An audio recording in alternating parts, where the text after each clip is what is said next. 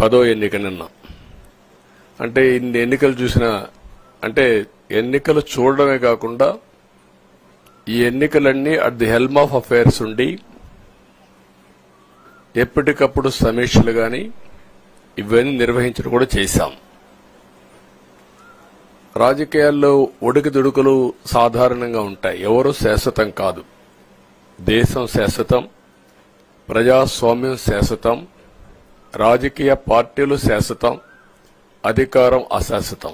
రాజకీయ పార్టీలు కూడా సక్రమంగా ఉంటే మళ్లీ ప్రజలు ఆదరిస్తారు. లేకపోతే రాజకీయ పార్టీలు కూడా చాలా పార్టీలు కనుమరుగైపోయినాయి. వ్యక్తులు కనుమరుగైపోయారు, రాజకీయ పార్టీలు కనుమరుగైపోతాయి. కానీ ఇంత హిస్టారికల్ ఎలక్షన్ నేను ఎప్పుడు చూడలా. నా జీవితంలో చాలా ఎలక్షన్స్ ఫేస్ చేస్తే కానీ వేవ్ కనపడేది, వ్యతిరేకత కనపడేది. కానీ ఈ ఎలక్షన్లో ఎక్కడో అమెరికాలో ఉండే వ్యక్తి ఒక 5 లక్షలు 10 లక్షలు ఖర్చు పెట్టుకొని నేను రావాలి, ఓటేయాలి, రాష్ట్రం నిలబడాలి, ప్రజలు గెలవాలి అనే ఆవేదనతో వచ్చారు. ఎక్కడో పక్క రాష్ట్రాల్లో ఎక్కడో కడుపు నిండడం కోసం కూలి పనులకైనటువంటి వ్యక్తులు, పాచి పనులు చేసుకునే వ్యక్తులు సొంత డబ్బులు పెట్టుకొని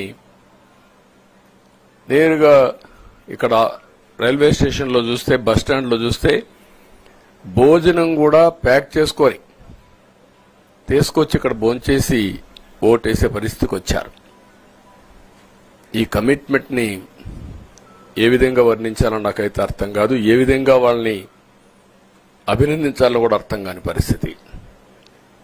అనేక ఎన్నికల్లో అనేక అనుభూతులు చూశాం. కానీ మేము అన్ని ఎన్నికల కంటే ఇది ఒక తెలుగుదేశం పార్టీ చరిత్రలో, ఆంధ్రప్రదేశ్ రాష్ట్ర ప్రజల చరిత్రలో సువర్ణాక్షరాలతో లిఖించదగ్గ ఎన్నిక. ఇది ఒక హిస్టారికల్ ఎన్నిక.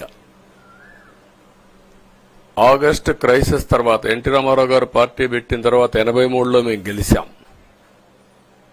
అప్పుడు 200 సీట్లు వచ్చాయి. కొత్తగా పార్టీ పెడతానే ఎన్నికలకు వెళ్లి 9 నెలలు అధికారంలోకి వస్తే 200 సీట్లు వచ్చాయి. 94లో మీరు ఒక్కసారి చూస్తే ప్రజా వ్యతిరేకం వల్ల 3 ముఖ్యమంత్రులు మారడం వల్ల ఆ రోజు మీరు ఎన్నికలు చూస్తే దగ్గర అపోజిషన్ పార్టీకి రిక్వైర్డ్ నెంబర్, అంటే అపోజిషన్ లీడర్గా వచ్చే స్టేటస్ రాకుండా వచ్చాయి. అవన్నిటిని వర్పించే విధంగా ఈసారి ఊహించని విధంగా వచ్చింది. అంటే దానికి కారణాలు నేను ఎక్కువ చెప్పక్కర్లేదు, అనుభవించిన ప్రజలకే అర్థమవుతుంది. ఎప్పుడైనా సరే ప్రజాస్వామ్యంలో ప్రాథమిక హక్కు మాట్లాడే స్వేచ్ఛ.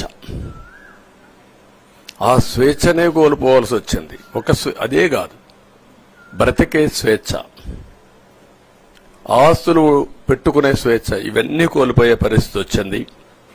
అందుకే మీరు చూస్తే మొన్న ఎలక్షన్లో సరే ఏ విధంగా మేమందరం కలిశాం అవన్నీ మాకంటే ముందు మీకే తెలుసు.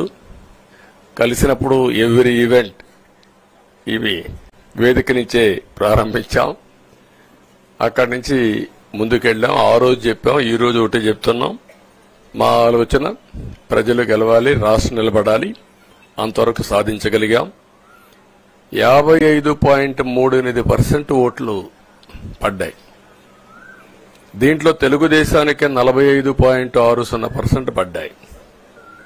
వైసీపీకి 39